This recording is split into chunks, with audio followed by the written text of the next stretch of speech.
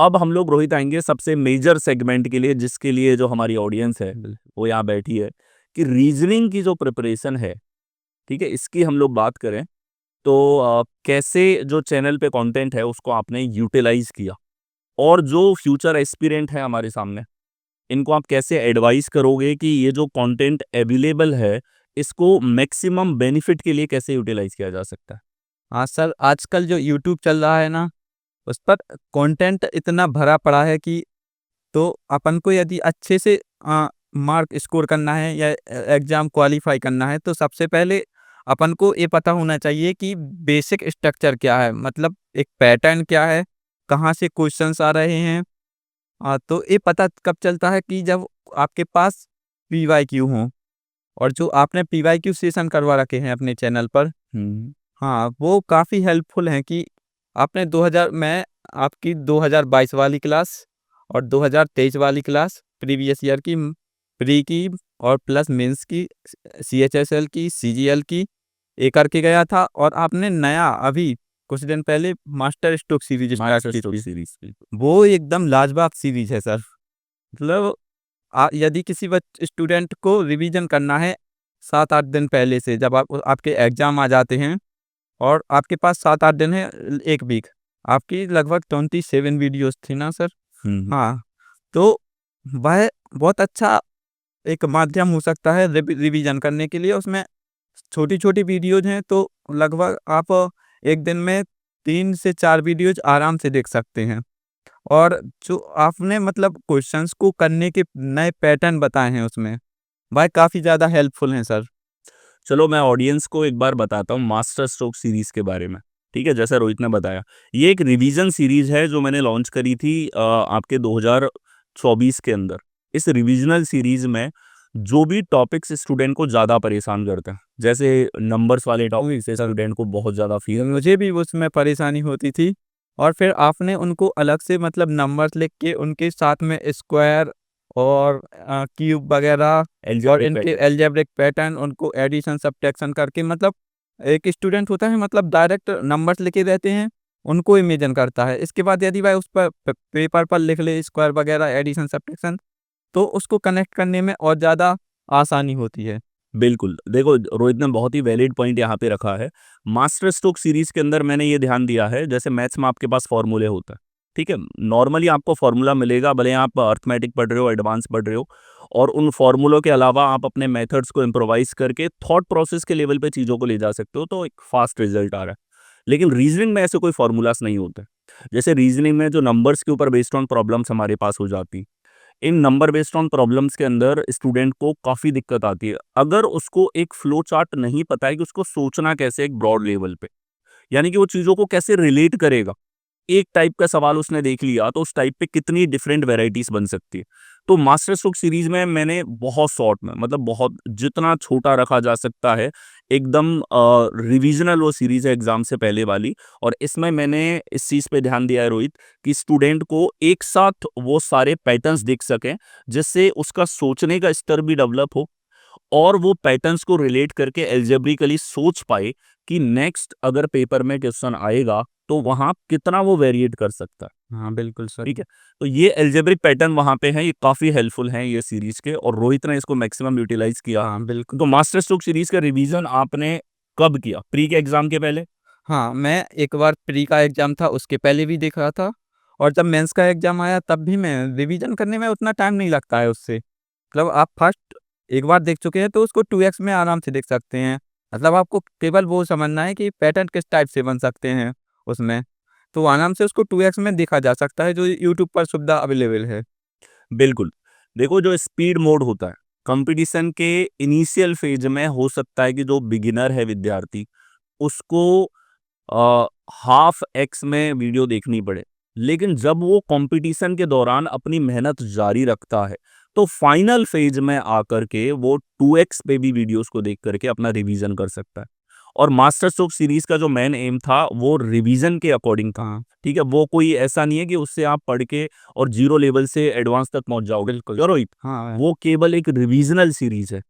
ठीक है, और इससे आप अपने रिवीजन के लेवल को एग्जाम से पहले की जो प्रिपरेशन होती है हाँ, उसको एक बेहतर लेवल पे ले जा सकते हो। बिल्कुल सर। अच्छा, अब हम लोग बात करेंगे कि बहुत सारा कंटेंट जो है वो बलराम से रीजनिंग पे अवेलेबल है। आपने भी उसमें से कुछ कंटेंट जैसा आपने बताया सीएचएसएल के 2022-23 के सेट्स हैं, सीजीएल के 2022-23 के सेट हैं। तो कंटेंट तो बहुत है। और अब बहुत सारे स्टूडेंट पूछते हैं कि सर मेरा ये एग्ज़ाम आ रहा है, स्टेनो का एग्ज़ाम है, सीजीएल का एग्ज़ाम है, सीएचएसएल का है, एमटीएस का है, जीडी का है, दिल्ली पुलिस का एग्ज़ाम आ रहा है सर, रेलवे के एग्ज़ाम्स आ रहे हैं, हमारे एएलपी का एग्ज़ाम है, एएलपी के अलावा ग्रुप डी का है, एनटीपीसी का पेपर आप लोगों का लगेगा। तो हर एक एग्ज़ाम के लिए उनको ऐसा लगता है कि कौन से पीवाईक्यूज़ हम लोग सॉल्व करें। तो मेरे पास तो मेरे आंसर हैं, लेकिन पहले हम सुनेंगे रोहित से। तो रोहित, आप ये बताओ कि क्या एक स्टूडेंट को कौन से पीवाईक्यू किस एग्जाम के पहले देखने चाहिए, या फिर वो किन्हीं भी पीवाईक्यूज को सॉल्व करेगा तो उसके लिए हेल्पफुल होंगे? नहीं सर, सबसे पहले तो स्टूडेंट को जो वो एग्ज़ाम देने वाला है, उसी के पीवाईक्यू कंप्लीट करना चाहिए। हुँ। हाँ, जैसे हम एसएससी के दे रहे हैं एग्ज़ाम, तो पहले आप 2-3 कम से कम 3 साल के पीवाईक्यू कंप्लीट करके रखें।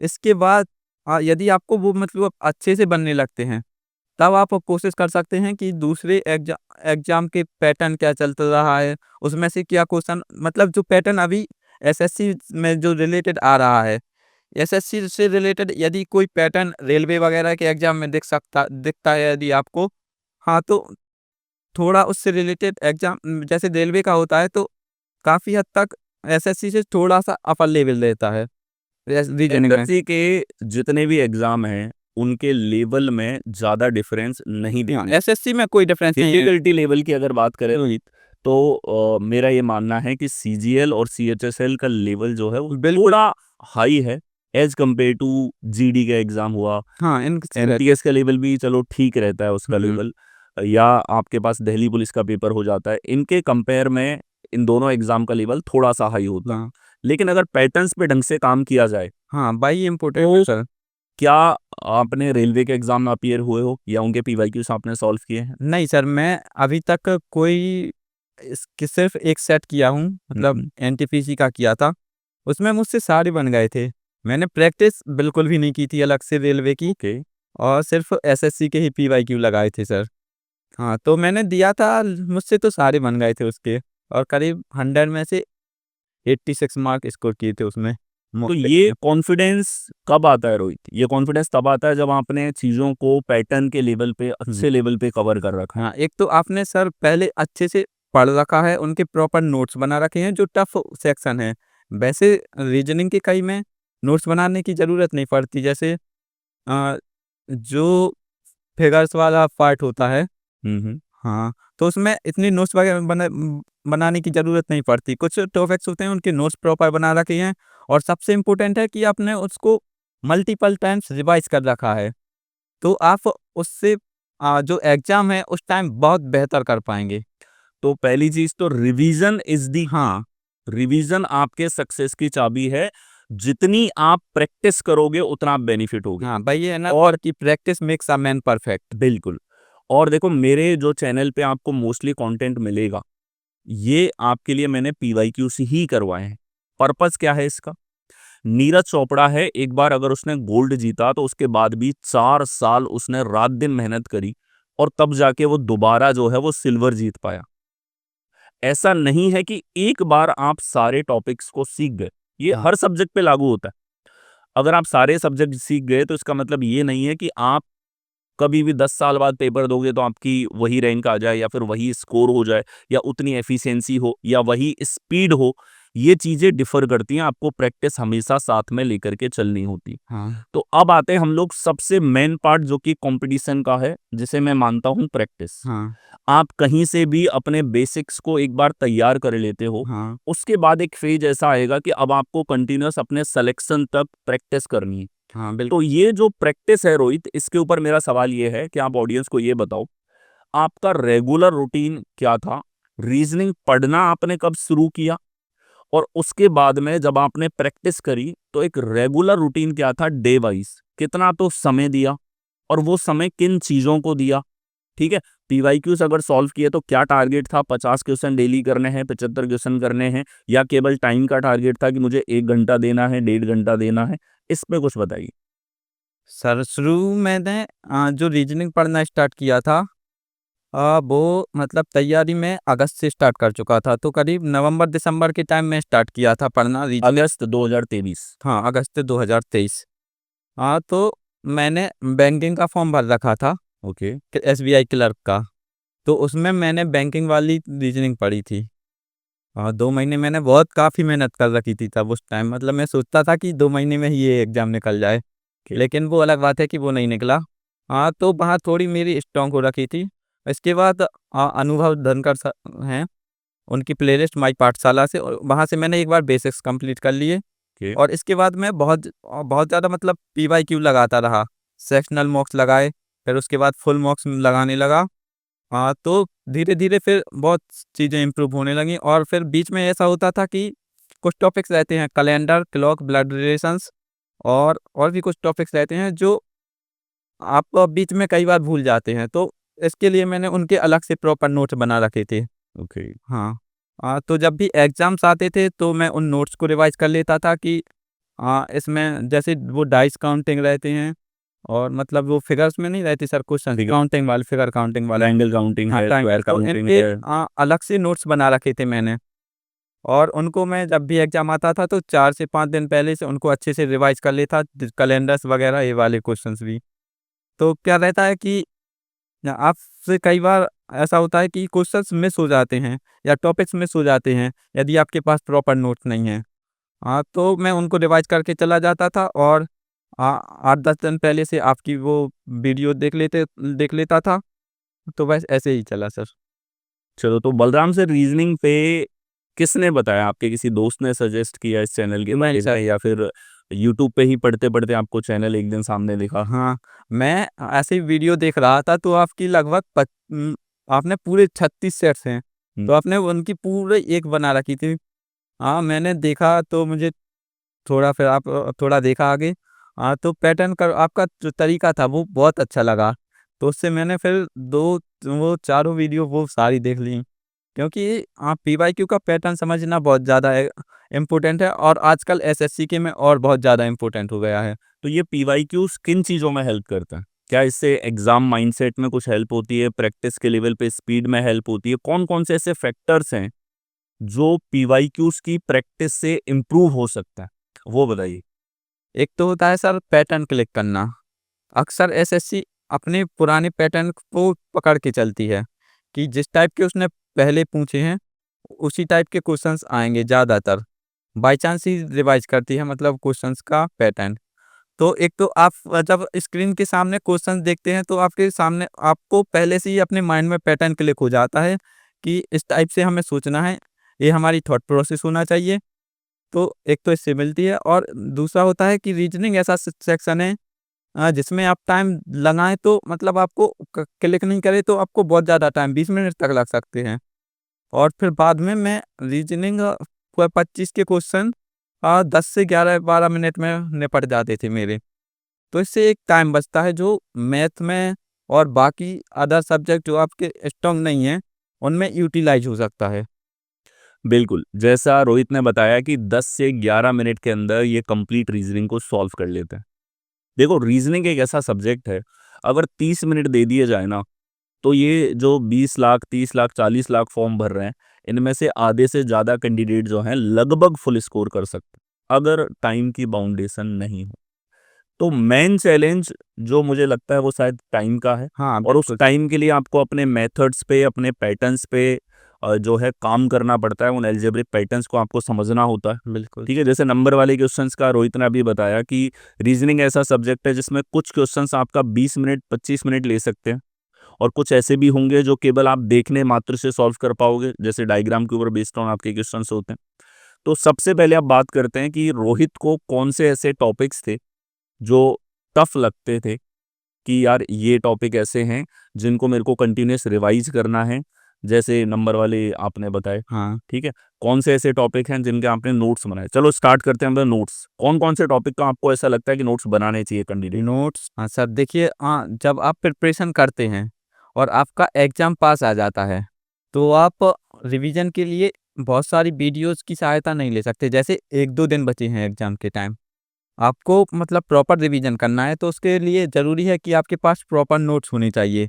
मैं अपना बताऊँ तो मैंने जो टॉपिक्स होते हैं कि जिनको आप अक्सर भूल जाते हैं, जैसे कि बोलें तो क्लॉक्स, कैलेंडर्स के मैंने बहुत अच्छे नोट्स बनाए थे क्योंकि उससे क्वेश्चन मैं अक्सर भूल जाता था, तो उनको मैं लास्ट टाइम पे रिवाइज़ कर लेता था उनसे कि इस टाइप से करना है, मतलब कोड लिखकर वो दोनों भूल ही जाता हूँ। फॉर्मूला बेस्ड हैं। हाँ, और इसके बाद फिगर काउंटिंग और अ ब्लड रिलेशंस की मैंने बहुत अच्छे से प्रैक्टिस कर रखी थी और यही नोट्स बनाए थे और मैं उससे ज़्यादा ज़रूरी है कि प्रैक्टिस मैं बहुत ज़्यादा करता रहता था कंटिन्यू। अलजेब्रिक पैटर्न भी आप हाँ, हाँ किए सर, थे। अलजेब्रिक पैटर्न मैं नोट कर चुका था और जो प्राइम नंबर्स की सीरीज़ होती है और उसमें भी जो अलग-अलग पैटर्न लगते हैं सीरीज़ वाले क्वेश्चंस में, उनको मैं नोट्स कर चुका था अलग से। जिससे कि लास्ट मोमेंट आता था एकदम से, तो उनको एक ही दिन में आराम से पेज पन्ने पलट कर देख लेते थे और सारे रिवाइज़ हो जाते थे। तो मतलब जो कॉन्सेप्ट होता है जिनमें, उनके नोट्स बने रखे होने चाहिए आपके पास, जिससे उनको आप लास्ट मोमेंट में रिवाइज़ कर सकें और अपनी प्रिपरेशंस को और ज़्यादा रिफाइन कर सकें। ओके, बिल्कुल। अ, ये टॉपिक्स जो रोहित ने मेंशन किए वास्तव में वो टॉपिक्स हैं जिनमें आप विदाउट नोट्स जो है रिवाइज़ नहीं कर पाओगे और रिवीजन की है और रिवीजन जो सबसे बेस्ट होता है वो खुद के नोट्स से होता है। हाँ सर, तो ऐसे इस आपको पे रोहित आपका क्या ओपिनियन है? खुद के नोट्स स्टूडेंट के हाँ होने सर, चाहिए? मतलब कई स्टूडेंट्स मुझसे बोल रहे हैं, मेरी कुछ वीडियो डली हैं कि भैया आप नोट दे दीजिए।